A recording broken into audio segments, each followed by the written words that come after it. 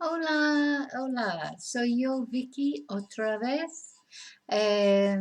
Espero que todo bien. Hope you're all well, fine, good, enjoying new freedoms if you live here in Spain and in the UK as well. Of course, your shops are opening today. We move it here in the Valencian community. We're moving into phase 3, which is great. So the beaches will be open. We can travel freely around the Valencian community. Bigger gatherings are allowed. So everything moving in the right direction. Okay, so we are still in Break the Language Barrier Level 3. Which, as I always say, you don't need the book to follow the tutorial. Everything will be in the description box for this particular video, but if you do want the book, you can buy it, well, either through the website, through me, or on any Amazon site. Break the Language Barrier Level 3 by Vicki Riley, and there are 4 levels. Okay, so we've been looking at pour and para, and I did a video when we use para. I then did a video when we use pour, and what I'm going to do today is compare them directly. We're going to translate some sentences and decide whether to use pour or para and why, of course. So it's all like ser and estar. It helps when you start to think, which criteria can you fit? Why am I using pour or para? Not just thinking in the beginning. Eventually it does become second nature, but in the beginning it's not second nature. You have to think about it. You have to think of your reason why you're using pour. And in the previous videos, which you can have a look at if you've not seen them yet, you probably need to look at them before you watch this video, because you won't have seen the explanations of when you use pour or when you use para. So in the previous videos, we looked at the reasons, the criteria, and we're going to apply them. Also using different tenses. So if you don't know any other tenses, you need to go back through the videos, because this particular tutorial will use various tenses that have all come up before now in the level Break the Language Barrier series. Okay, so if you do have the book, we are on page 33, Página 33. Comparison A, para or por. Okay, so I'm going to read the sentence out in English, then Spanish, and then I'm gonna tell you the reason why it's por or para. Okay, so number 1, I had a few things for him. Now, I had, that could technically be tenía or tuve. You can use really either the imperfect or the pre-treat there. A few things, pocas cosas, or un par de cosas, para él. Now this is para because it's recipient of an action. If you look back over if you have the book, you can look back a couple of pages and you will see the list of times that we use para, and one of them is recipient of an action. Number 2, Juan is, I'll read it in English first, might be an idea. Juan is very nice for such a good-looking man. So Juan es muy simpático para un hombre tan guapo. And that is para because it's a comparison to a certain standard. Okay. Number 3, thank you very much for the chocolates. Now that is por. Thanks and gratitude is one of the nice easy ones. It's always por. So gracias, muchas gracias por los chocolates. Number 4, I like to walk around all the shops in a town. So I like, me gusta, andar, caminar, pasear. I mean, there's a lot of verbs to walk, most of which will fit there. So I'm going to use caminar. Me gusta caminar por todas las tiendas en un pueblo.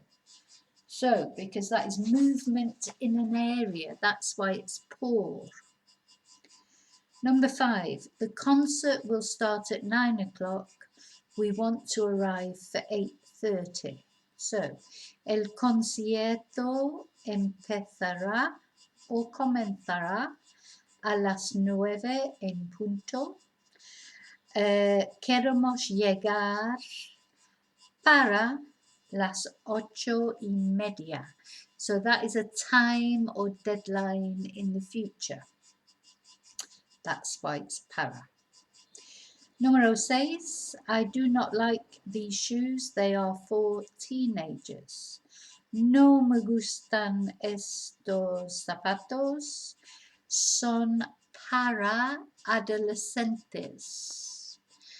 Now, that one, you could use an argument for a couple of reasons why you're using para, but they're all para, so that's okay. Could be recipient of an action, could be comparison to a standard, but as both of those are para anyway, it wouldn't make any difference to the actual final result of the sentence. Number 7. Siete, número 7. I always have tea in the morning, but I have coffee in the afternoon. In the evening, I have wine. So, in Spanish, we would use tomar for have. Having food or drink, we use tomar, not tener. So, siempre tomo té por la mañana, pero tomo café por la tarde. Por la noche, it'd have to be por la noche because we've already used tarde for afternoon. Por la noche tomo vino. And these are parts of a 24-hour day, periods of time in a 24-hour day. And that's why it is por. Number 8, número 8. Those pictures were for the main bedroom.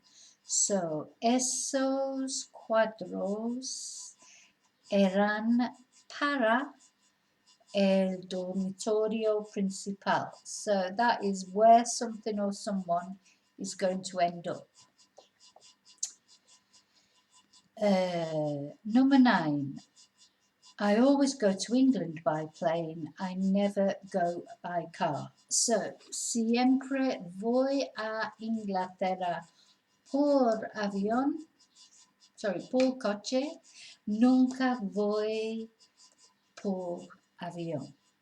And that is means of transport. So that's why it's por. Sorry, excuse me, I'm just thirsty.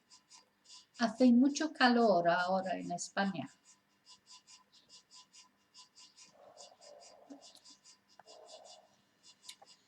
Okay, numero 10. It is a very expensive shop. 100 euros for a pair of shoes. So es una tienda muy cara. 100 euros por un par de zapatos. And it's por because it's exchange or trade. Número 11.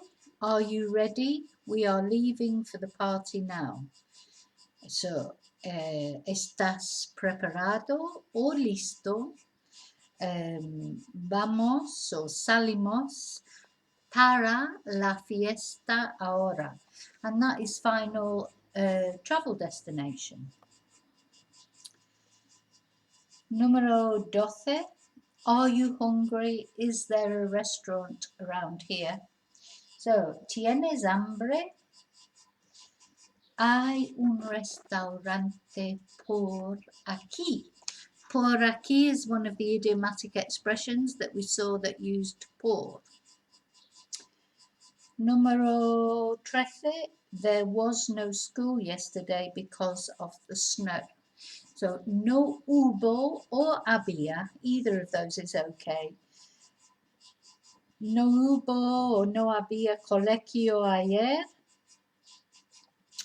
por la nieve. So that's a good example of because of. Por meaning because of. Número 14. Carlos is ill today. Can you work for him? So Carlos está enfermo hoy. Puedes trabajar por él. So that is substitution in place of, instead of. That's why it's por. Number 15, número 15.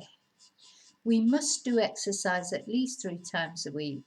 So, debemos, we must, hacer ejercicio por lo menos 3 veces por semana. You could use por there, or a la semana. But por lo menos is one of those idiomatic expressions for at least. Número 16. Maria preferred the summer, but for me the winter is better. So Maria prefería, she used to prefer, she always preferred it. It's better in imperfect. María prefería el verano, pero para mí el invierno es mejor. Winter is better. So that is opinion or personal standard. Para mí. Yeah, in my opinion, or for me. Número 17. I feel nothing for him. No siento nada por él. So emotion for a person is always por. Número 18. I will contact all my friends by email. Contactaré con todos mis amigos por correo electrónico. Or email, you can use email too. Y 19. John Carpenter is famous for his films. John Carpenter es famoso por sus películas, and that would fit into why someone or something is a certain way. And then we have número 20. I spoke to my boyfriend on the telephone every day. So hablaba, because it's repeated past action, so it's imperfect. Hablaba con mi marido por teléfono cada día. So that is means of communication. Okay, did you get them all right? I will put all the sentences in the description box so you can check them again, go through them again. Anyway, hopefully you'll have found it useful. Hopefully you're getting a bit to grips with por and para. It's just like ser and estar. There'll always be sometimes you might get one wrong. It's not, because we don't have that distinction in English. Okay, so hope you're okay. Thank you for watching. If you've enjoyed the video, please give me a thumbs up. If you haven't already and you would like to subscribe to get notifications of future videos, please press subscribe and the notification bell.